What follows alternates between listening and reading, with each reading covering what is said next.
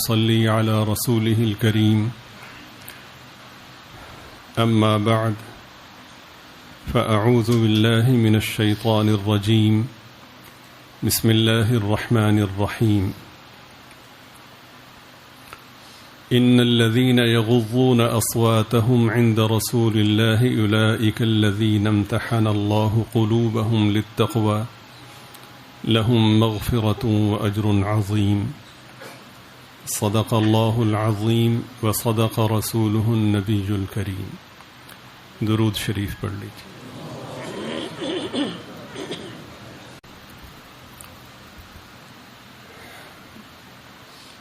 اس آیت مبارکہ میں اللہ رب العزت کے بابرکت ارشاد کا مفہوم یہ ہے: وہ لوگ کہ جو سرکار اقدس صلی اللہ علیہ وسلم کے سامنے اپنی آوازوں کو پست رکھتے ہیں، اللہ تعالیٰ نے ان کے دلوں کو تقوی کے لیے منتخب کر لیا ہے. ان کے لیے مغفرت ہے اور بڑا اجر ہے. یہاں پر کسی اور چیز کو نہیں بیان فرمایا، صرف یہ مضمون ارشاد فرمایا کہ آوازوں کو پست رکھیں.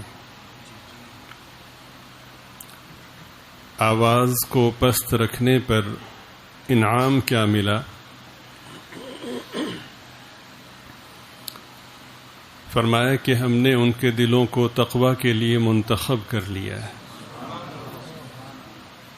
حصول تقوی کے حوالے سے جو محنت مشقت ہوتی ہے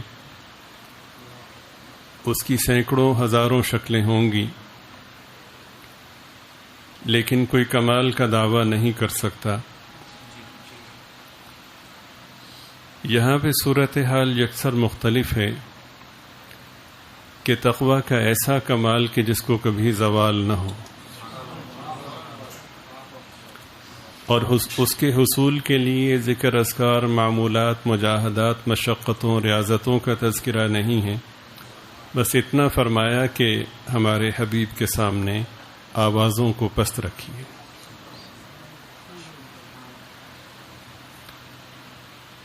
ظاہر ہے کہ تقوی ہی آخرت میں کامیابی کا ذریعہ ہے، کامیابی کی نجات کا ذریعہ ہے، کامیابی کی ضمانت ہے. والعاقبۃ للمتقین آپ کثرت سے سنتے ہیں. حصول تقوی کے لیے ادب ہی معیار ہے.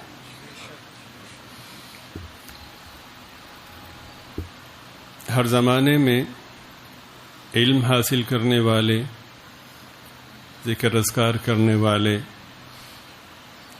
تحقیق کرنے والے، علوم میں رسوخ کے حوالے سے محنت کرنے والے بے شمار گزرے ہیں. ہر زمانے میں ان کی تعداد ہزاروں نہیں، یقیناً لاکھوں ہوگی. لاکھوں میں تعداد کے باوجود تاریخ میں جن کے نام سنہرے حروف سے لکھے ہوئے ہیں، ان سب میں قدر مشترک یہ ہے کہ ادب ہی کے ذریعے سے انہوں نے اس ابدیت کو پایا ہے، اس دوام کو پایا ہے. ورنہ بے شمار پڑھنے والے ہیں، لکھنے والے ہیں، محققین ہیں، کوئی جانتا بھی نہیں.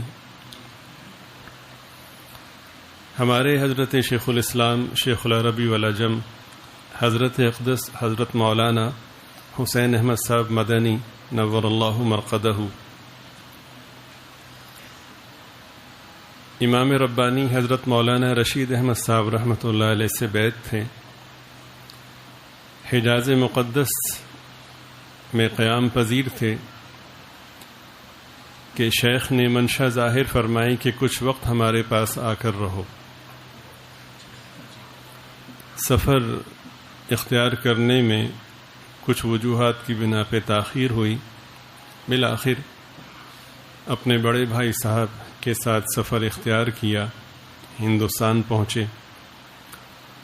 حضرت فرماتے ہیں کہ ہم لوگ سہارنپور پہنچے تو بڑے بھائی صاحب نے کہا کہ میں شیخ کی خدمت میں حاضر ہونا چاہتا ہوں.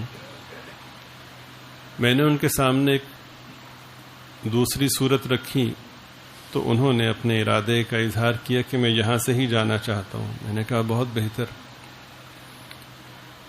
وہ وہاں سے چلے گئے.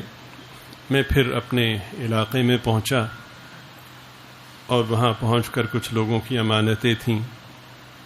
میرے پیش نظر کچھ اور مفہوم تھا. وہ فرماتے ہیں کہ میں اپنے علاقے سے حضرت یعنی شیخ کا جو علاقہ ہے وہاں تک میں ادباً پیدل جانا چاہتا تھا. تو میں نے ظہر کے بعد پیدل سفر شروع کیا اور اگلے دن صبح 10 بجے میں حضرت کے علاقے میں پہنچا. آپ کی خدمت میں عرض کیا کہ ادب ہی سب کچھ ہے. میرے بڑے بھائی صاحب جب پہنچے تو مرشد کامل نے پوچھا کہ حسین احمد نہیں آئے؟ تو انہوں نے کہا کہ جی وہ کل پہنچیں گے.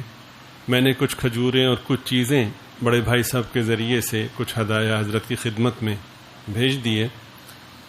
حضرت نے بخوشی قبول فرمائے، شکریہ ادا کیا، دعائیں دیں. ساتھ ہی پوچھا جس کو میں اپنے لفظوں میں عرض کر رہا ہوں کہ وہ ہمارا خاص ہدیہ. تو بڑے بھائی صاحب نے کہا کہ وہ تو حسین احمد خود ہی لے کر آئیں گے. تو اگلے روز میں پہنچا، یعنی ظہر کے بعد پیدل سفر شروع کیا. ساری رات پیدل چلتے رہے. اگلے روز 10 بجے میں شیخ کے ہاں پہنچا. سمجھنے والوں کے لیے اس میں بہت کچھ ہے. جو ذوق نہیں رکھتے ظاہر ہے کہ وہ ہمارا موضوع نہیں ہے.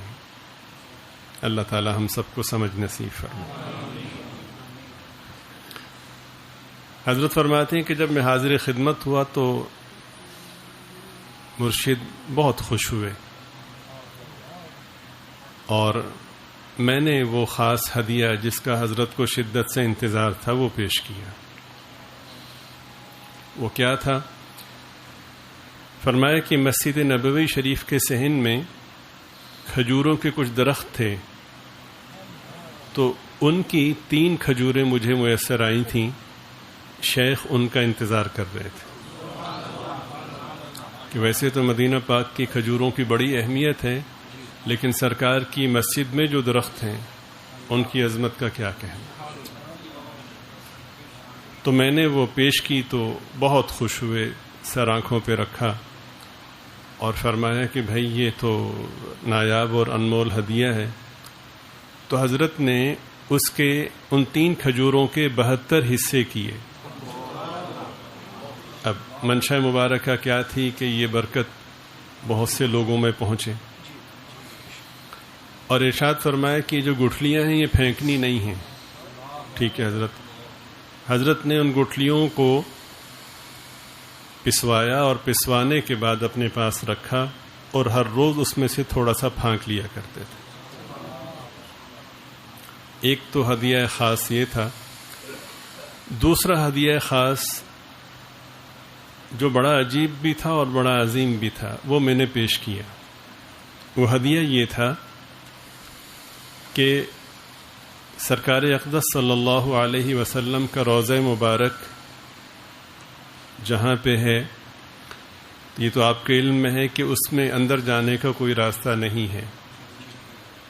وہ جو ایک واقعہ پیش آیا تھا اس کے بعد نیچے زمین میں جہاں تک ممکن ہوا شیشے سے اس کو چاروں طرف سے بند کر دیا گیا تھا، اوپر سے بھی بند ہے. روضہ اقدس کے اوپر وہ جو حجرہ مبارک تعمیر ہے، تو حضرت شیخ الاسلام رحمۃ اللہ علیہ فرماتے ہیں کہ وہاں کے جو خادم خاص تھے جو اس کی نگرانی کرتے تھے، جن کے پاس اس کی چابی تھی، وہ مجھ سے حدیث پاک پڑھتے تھے. حضرت شیخ الاسلام رحمۃ اللہ علیہ کو اللہ تعالیٰ نے یوں شرف قبولیت سے نوازا کہ غالباً 16 سال روضہ اقدس کے دامن میں بیٹھ کر آپ نے احادیث مبارکہ پڑھائیں اور بغیر تنخواہ کے پڑھائیں. آپ ذرا چشم تصور میں دیکھیں کہ ہم یہ کہتے ہیں کہ قال رسول اللہ صلی اللہ علیہ وسلم، سرکار دو عالم صلی اللہ علیہ وسلم نے یہ بات ارشاد فرمائی، تو کیا لذت ہوگی اس منظر کی کہ جس میں محدث یہ کہے کہ اس روضہ مبارک کے صاحب نے یہ فرمایا. سبحان اللہ. 16 سال اس طرح سے پڑھایا. تو وہ جو وہاں کے خادمین تھے، خادم خاص تھے، وہ مجھ سے پڑھتے تھے اور بہت محبت کرتے تھے. تو اس شاگرد ہونے کے ناطے، اس محبت کے حوالے سے وہ میرے ساتھ یہ معاملہ کرتے تھے کہ مجھے اس حجرہ شریف کے قریب جانے دیتے تھے، دروازہ کھول دیتے تھے، تو میں جا کر کے صفائی کرتا. اس صفائی کے نتیجے میں جو گرد و غبار اکٹھا ہوتا، میں شیخ کے لیے، مرشد کامل کے لیے اس کو محفوظ کر لیا کرتا تھا. تو شیخ نے فرمایا کہ بھائی وہ ہمارا خاص ہدیہ. تو میں نے وہ غبار کہ جو حجرہ مبارکہ میں اکٹھا کیا تھا وہ میں نے بڑے ادب سے پیش کیا. حضرت نے اس کو چوما، سر آنکھوں سے لگایا اور فرمایا کہ سرما لاؤ. تو سرمے میں اس کو ملایا اور ہر روز اہتمام سے اپنی آنکھوں میں اس کو لگایا کرتے تھے.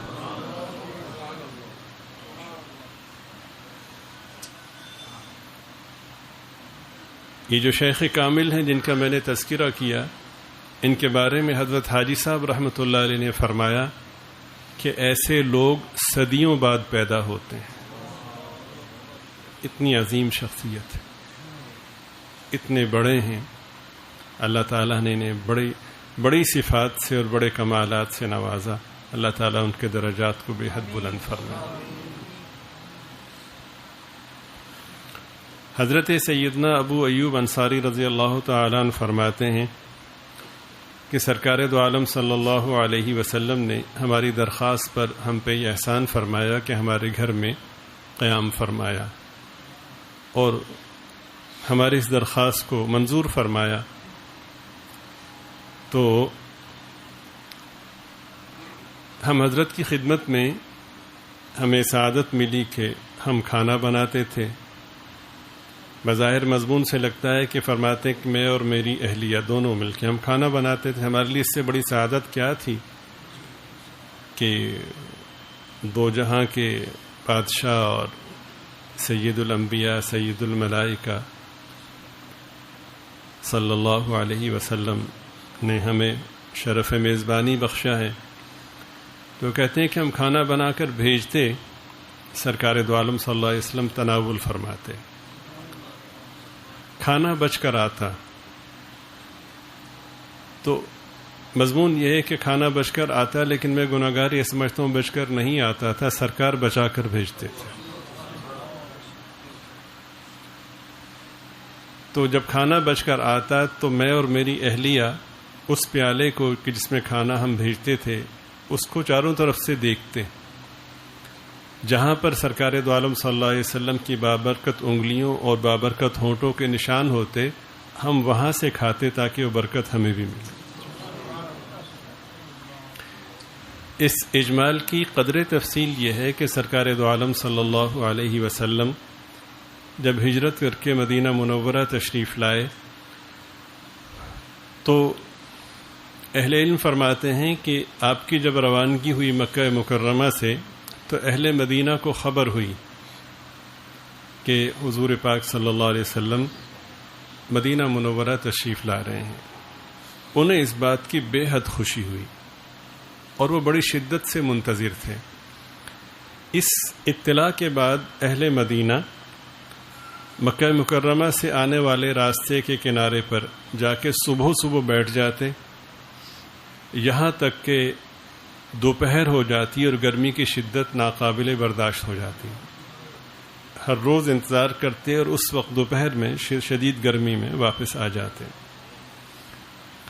ایک روز ایسا ہی ہوا، انتظار کر کے جب واپس پہنچے تو اس دوران سرکار اقدس صلی اللہ علیہ وسلم کی سواری دور سے نظر آئی، اور آپ جانتے ہیں کہ آپ صلی اللہ علیہ وسلم کے ساتھ، سرکار دو عالم صلی اللہ علیہ وسلم کے ساتھ خادم خاص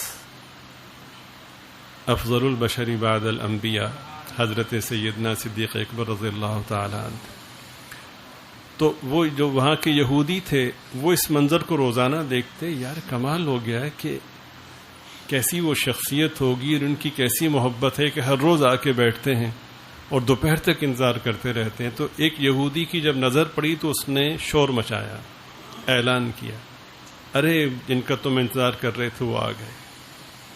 چنانچہ حضرات صحابہ رضی اللہ تعالیٰ عنہ بھاگم بھاگ پہنچے، سرکار دو عالم صلی اللہ علیہ وسلم کے گرد جمع ہو گئے۔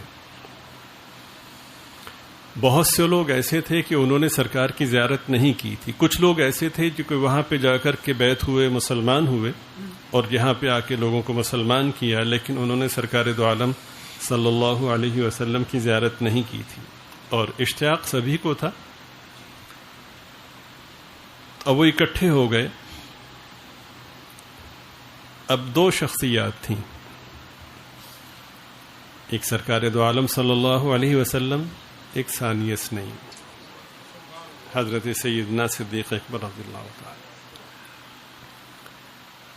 اہل علم فرماتے ہیں کہ حضرت سیدنا صدیق اکبر رضی اللہ تعالی عنہ کی سرکار دو عالم صلی اللہ علیہ وسلم سے بے حد مشابہت تھی،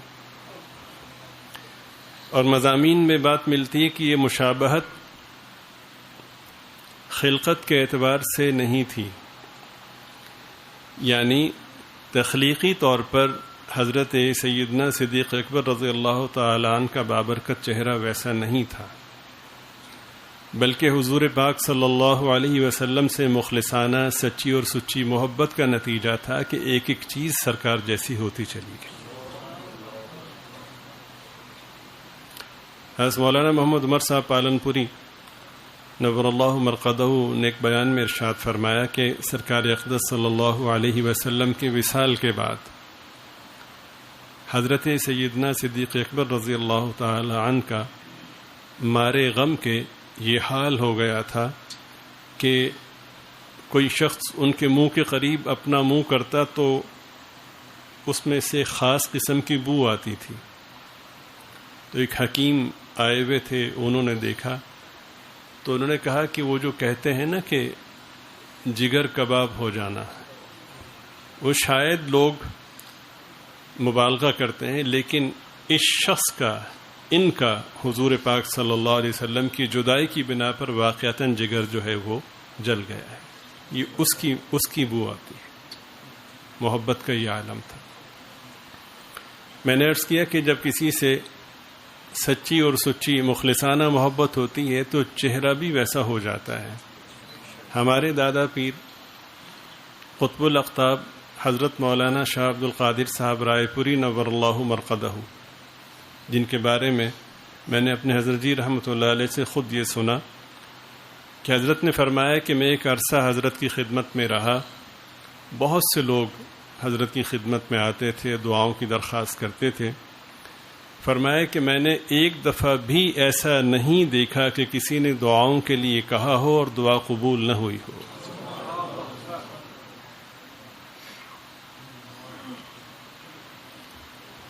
ان کے خلفاء میں حضرت مولانا شاہ عبد العزیز صاحب رحمۃ اللہ علیہ، جو سرگودا میں جن کا قیام تھا وہ بھی تھے، وہ ان کے پیر صاحب کے نواسے تھے، یعنی حضرت شاہ عبد القادر صاحب رحمۃ اللہ علیہ کے پیر صاحب تھے شاہ عبد الرحیم صاحب، حضرت شاہ عبد العزیز صاحب شاہ عبد الرحیم صاحب کے نواسے تھے۔ تو حضرت شاہ عبد القادر صاحب اپنے ان خلیفہ کا بہت اکرام اور احترام کرتے تھے کہ میرے پیر و مرشد کے نواسے ہیں، اور وہی ان کے بعد ان کے جانشین ہوئے۔ تو عرض یہ کرنا تھا کہ اخیر عمر میں نے حضرت شاہ عبد العزیز صاحب کی زیارت کی ہے، بہت ہی نیک اور صالح، بہت بڑے اللہ والے تھے۔ دو باتیں ان کی عرض کرتا ہوں، ایک بات جو آپ حضرات کی سمجھ میں نہیں آئے گی، سمجھ سے ماورا ہے، وہ ایک اللہ والے نے بات ارشاد فرمائی، غالباً حضرت شیخ الحدیث حضرت مولانا زکریا صاحب رحمۃ اللہ علیہ نے فرمایا کہ پاکستان میں اللہ کی رحمت سب سے پہلے ان پہ نازل ہوتی ہے. یہ بات آپ حضرات کی سمجھ میں نہیں آئے گی، بس سن لیجئے.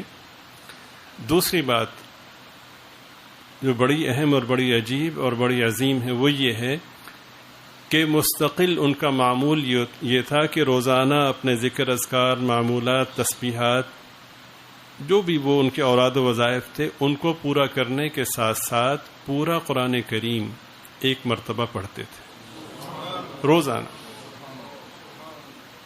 ان کا چہرہ میں نے دیکھا، آپ یقین کیجئے کہ اتنے انوار و برکات تھے کہ نظر بھر کے آدمی ان کو دیکھ نہیں سکتا تھا.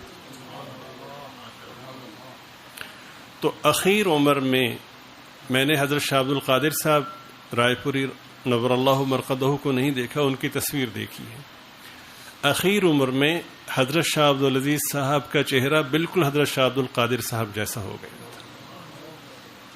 جہاں پہ مخلصانہ سچی اور سچی محبت اللہ کے لیے ہوتی ہے، وہاں پہ دیگر پاکیزہ کیفیات میں سے ایک کیفیت یہ بھی ہوتی ہے.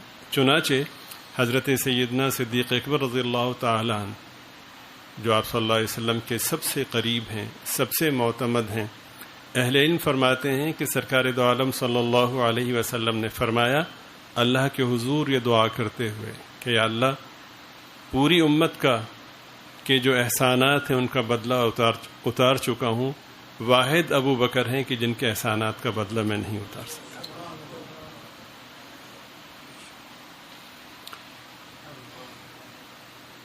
تو اب لوگ اکٹھے ہوئے، ان میں بہت سارے لوگ ایسے تھے کہ جنہوں نے پہلی بار سرکار دو عالم صلی اللہ علیہ وسلم کی زیارت کی. اب وہ دونوں ہی جو شخصیات تھیں ان کے چہروں میں مماثلت تھی اور مشابہت تھی. تو حضرت سیدنا صدیق اکبر رضی اللہ تعالیٰ عنہ نے لوگوں کی کیفیات سے محسوس کیا کہ بعض لوگوں کو مشکل پیش آ رہی ہے اس بات کے تعین میں کہ سرکار دو عالم صلی اللہ علیہ وسلم کون سے ہیں. اب میں نے عرض کیا کہ سب سے بڑے محبت کرنے والے صحابہ میں جناب سیدنا صدیق اکبر رضی اللہ تعالیٰ عنہ، اور محبت اپنے آداب خود سکھاتی ہے.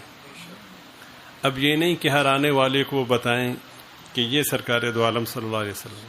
انہوں نے ایک تدبیر اختیار کی اور کمال تدبیر اختیار کی.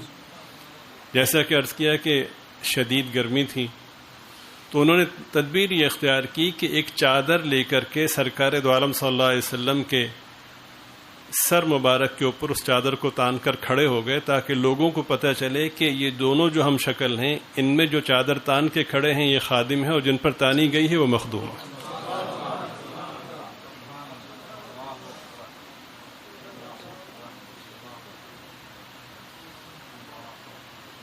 آپ کی خدمت میں عرض کیا کہ جو کچھ ملتا ہے وہ ادب سے ملتا ہے، ادب کے بغیر کچھ بھی نہیں ہے. بڑے بڑے ذی علم نامور محققین مدفون ہو گئے، مستور ہو گئے، کوئی نام تک نہیں جانتا. اور جنہوں نے ادب کیا، سبحان اللہ سبحان اللہ، اللہ نے کہاں سے کہاں پہنچا دی. سرکار دو عالم صلی اللہ علیہ وسلم قباء شریف تشریف لائے. 4 روز قباء شریف میں آپ نے قیام فرمایا، پھر مدینہ منورہ کی طرف آپ روانہ ہوئے. اب وہاں پہ ہر شخص کی یہ خواہش تھی کہ سرکار میرے ہاں قیام فرمائے. اب سرکار دو عالم صلی اللہ علیہ وسلم ہر شخص کی محبت اور اخلاص ایک حقیقت ہے، لیکن کسی ایک کے ہاں قیام فرمائیں تو باقیوں کا دل ٹوٹتا.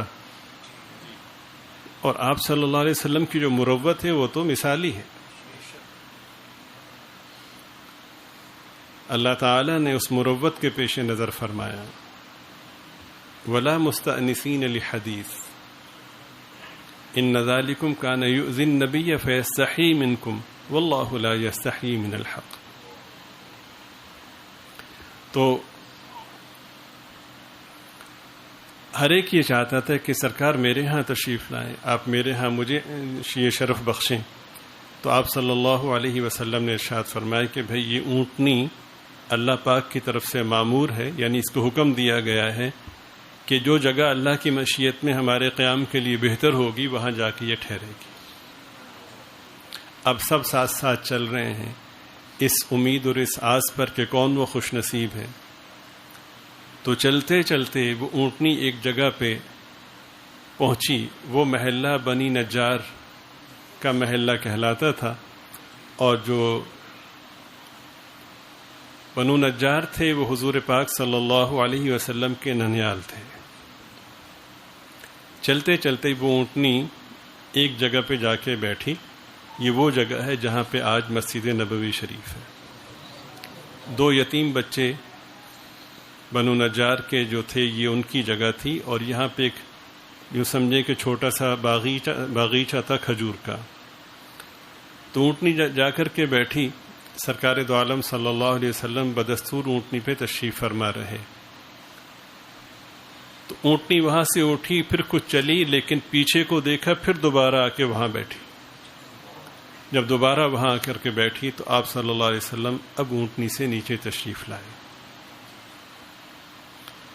جیسے ہی آپ صلی اللہ علیہ وسلم اونٹنی سے نیچے تشریف لائے تو حضرت سیدنا ابو ایوب انصاری رضی اللہ عنہ، بڑے عظیم صحابی، بہت بڑے صحابی، علم و فضل میں ان کا بہت اونچا مقام ہے، اخلاق میں بہت اونچا مقام ہے، اور فنا فی الرسول ہیں صلی اللہ علیہ وسلم۔ ان کے ذہن میں کوئی بات آئی نہیں، یہ تدبیر آئی کہ اونٹنی کا جو کجاوا تھا انہوں نے فوراً وہ اٹھا لیا اور اپنے گھر کی طرف چلنے لگے۔ تو سرکار نے فرمایا کہ بھائی کجاوا جس کا ہے ہم بھی اسی کے ہیں، اور فرمایا، پھر پوچھا، اب حضرات صحابہ سب عرض کر رہے تھے حضرت ہمارا گھر یہ ہے، تو پوچھا کہ آپ کا گھر کہاں؟ کہ حضور یہ میرا گھر اور یہ دروازہ یہ بالکل قریب ہے۔ فرمایا ٹھیک ہے، جاؤ ہمارے لیے آرام کا انتظام کرو۔ بس پھر کیا تھا، جس دن مدینہ منورہ میں سرکار دو عالم صلی اللہ علیہ وسلم تشریف لائے ہیں تو ان کے لیے عید کا سما تھا۔ عید کا لفظ اس لیے کہہ رہے ہیں کہ خوشیوں کے حوالے سے اس سے بڑھ کر کے ہمارے ہاں کوئی مثال نہیں۔ چنانچہ حضرت سیدنا انس رضی اللہ تعالیٰ عنہ فرماتے ہیں کہ میں چھوٹا تھا لیکن مجھے بہت اچھی طرح میں یاد ہے کہ اس دن جیسا روشن دن آج تک نہیں دیکھا،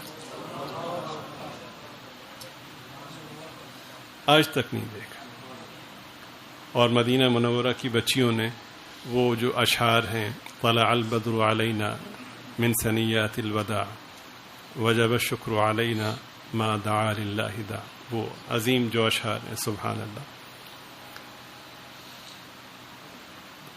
قافلوں کو رخصت جس موڑ سے کیا جاتا ہے اس موڑ سے 14ویں کا چاند نکل آیا۔ جب تک ایک شخص بھی اس دھرتی پر موجود ہے ہم پر اللہ کا شکر لازم ہے۔ اتنی بڑی نعمت ہمیں اللہ نے دی، اس موڑ سے کوئی انسان، کوئی عام شخصیت نہیں، 14ویں کا چاند ہم میں آیا ہے۔ یہ کیفیت تھی، لفظوں میں بیان نہیں کی جاتی۔ تو سرکار دو عالم صلی اللہ علیہ وسلم نے حضرت سیدنا ابو ایوب انصاری رضی اللہ تعالی عنہ کے گھر کو قیام کے لیے قبول فرمایا۔ حضرت کا جو گھر تھا یہ 2 منزلہ تھا۔ حضرت کا نام خالد ہے، ابو ایوب کو نیت ہے، خالد ابن زید نجاری خزرجی رضی اللہ تعالی، عظیم صحابی، سبحان اللہ۔ تو 2 منزلہ گھر تھا۔ اب صورتحال یہ تھی کہ حضرت سیدنا ابو ایوب انصاری رضی اللہ تعالیٰ عنہ چاہتے تھے کہ سرکار دو عالم صلی اللہ علیہ وسلم چونکہ افضل ہیں، سب سے بڑھ کر ہیں، تو آپ جو ہیں وہ بالائی منزل پہ قیام فرمائیں۔ سرکار دو عالم صلی اللہ علیہ وسلم نے پہلی منزل کو، یعنی جو گراؤنڈ فلور ہے، جو دور ارضی ہے، اس کو آپ نے بھائی توجہ کے ساتھ اس کو بند کر دیجیے، اللہ آپ کو جزائے خیر عطا فرمائے۔ درود شریف پڑھ لیجیے۔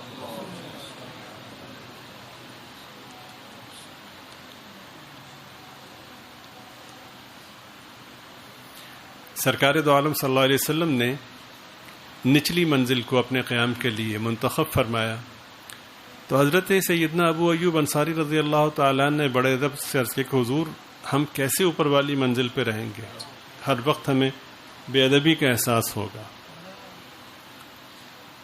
تو آپ صلی اللہ علیہ وسلم نے ارشاد فرمایا کہ دیکھو ایسا ہے کہ آپ کی محبت، آپ کا ادب، اس سے ہمیں بڑی خوشی ہوئی، لیکن اگر ہم اوپر والی منزل پہ ہوں گے تو اہل ایمان جو والہانہ طور پر محبت کرتے ہیں، آپ سب جانتے ہیں، دیکھ رہے ہیں، وہ ہم سے ملنے آئیں گے تو انہیں اوپر آنے میں دشواری ہوگی۔ تو ہماری راحت اس میں ہے کہ ہم نیچے قیام کریں۔ چنانچہ اس ارشاد کے بعد وہ فرماتے ہیں کہ پھر ہم نے حکم کی تعمیل کرتے ہوئے اوپر والی منزل کو اپنے لیے اختیار کیا اور نیچے سرکار دو عالم صلی اللہ علیہ وسلم نے قیام فرمایا۔ کہتے ہیں کہ ہم کھانا بنا کر بارگاہ اقدس میں بھیجتے تھے، آپ صلی اللہ علیہ وسلم تناول فرماتے تھے، اور ہماری خوشی کا کوئی ٹھکانہ نہیں تھا، سبحان اللہ، اور کوئی بہت امیر و کبیر نہیں تھے، بس مناسب سی صورتحال تھی، جو میسر تھا ہم پیش کرتے۔ سرکار دو عالم صلی اللہ علیہ وسلم کا احسان ہے کہ آپ اسے قبول فرماتے اور تناول فرماتے، اور جو بچ جاتا وہ واپس بھیج دیتے۔ اور آپ کی خدمت میں عرض کیا کہ بچتا نہیں تھا بلکہ خود بچا کر کے بھیجتے تھے۔ یہ بڑوں کی صفات میں سے ہے، بڑوں کی خوبیوں میں سے ہے، اور سرکار تو بڑوں سے بھی بڑے ہیں، سب بڑے مل جائیں تو سرکار کی عظمت کا تصور بھی نہیں کر سکتے۔ دلجوئی کرنا تو سرکار پہ ختم تھا۔ تو محبت کا عالم یہ دیکھیں کہ ہم اس پیالے کو دیکھتے تھے، انگلیوں کے نشانات کہاں ہیں، لب مبارک کہاں سے لگا ہے، دیکھیے سبحان اللہ، محبت دیکھیے۔ تو ہم اپنی قسمت میں رش کرتے تھے، اپنی قسمت پہ نازاں تھے کہ اس جگہ ہمیں اپنے ہونٹ لگا کر کھانا کھانے کا موقع مل رہا ہے جہاں سرکار دو عالم صلی اللہ علیہ وسلم نے اپنے ہونٹ لگا کر کے کھانا تناول فرمایا۔ ایک بار ایسا ہوا کہ ہم نے کھانا بنایا اور کھانے میں ہم نے لہسن یا پیاز ڈالے۔ غالباً پکنے میں جو ترتیب ہوتی ہے شاید وہ ویسی نہیں ہوگی، تو سرکار دو عالم صلی اللہ علیہ وسلم کی خدمت میں بھیجا۔ جب برتن واپس آئے تو ہم نے دیکھا کہ کھانا پورے کا پورا موجود ہے، آپ نے تناول نہیں فرمایا۔ تو ہم بہت پریشان ہوئے کہ غلطی ہو گئی، سرکار ناراض ہو گئے۔ تو ہم حاضر خدمت ہوئے اور بڑے ادب سے عرض کیا کہ حضور آج آپ نے کھانا تناول نہیں فرمایا۔ تو آپ نے ارشاد فرمایا کہ اس میں وہ پیاز ڈلے ہوئے تھے، تو ان کی مہک کی وجہ سے، ان کی بو کی وجہ سے ہم نے نہیں کھایا، آپ کھا لیجیے۔ اور ایک بات ارشاد فرمایا، بڑی عجیب بات ارشاد فرمایا کہ ہم نے ملائے اعلیٰ میں، یعنی اللہ رب العزت کے حضور کچھ راز و نیاز کرنا ہوتا ہے، وہاں پہ یہ جو بو ہے یہ اللہ کو پسند نہیں ہے۔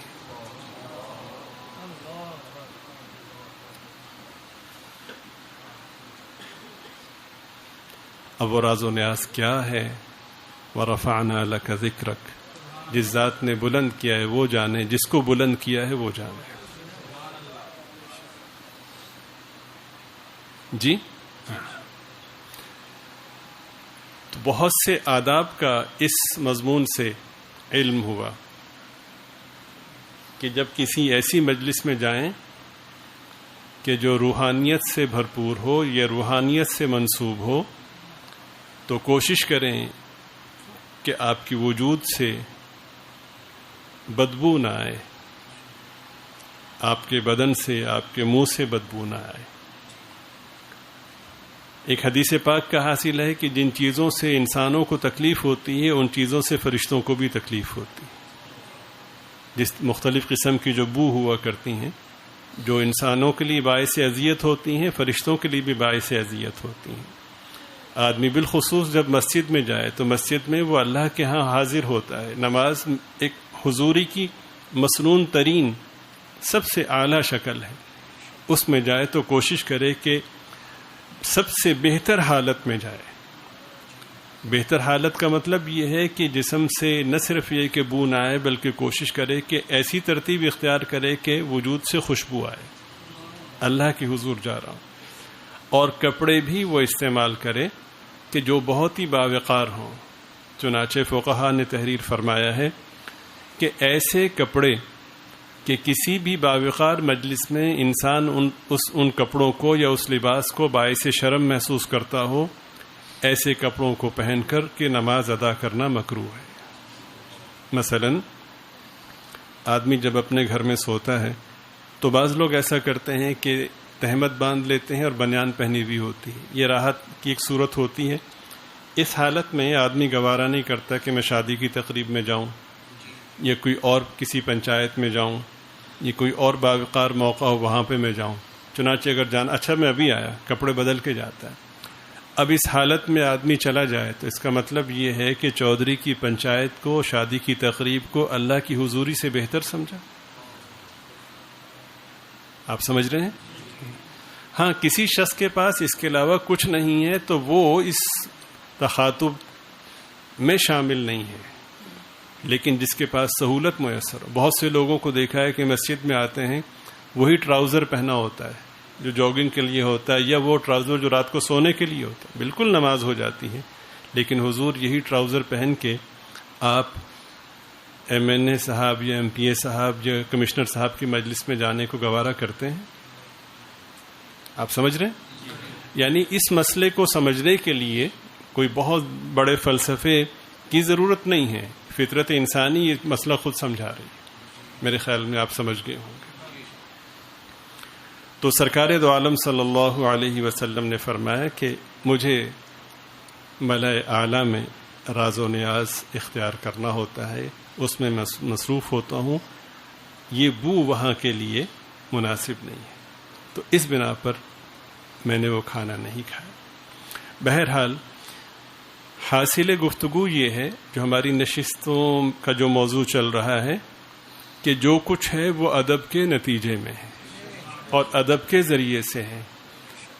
سارے اسباب اور سارے ذرائع اختیار کر لیں، لیکن ادب میں ذرا سی کمی ہو گئی تو سب کچھ کے ہوتے ہوئے سب کچھ برباد ہو جائے گا. اللہ تعالیٰ مجھے، آپ کو، ہم سب کو اعلیٰ درجے کا ادب اختیار کرنے کی توفیق عطا فرمائے.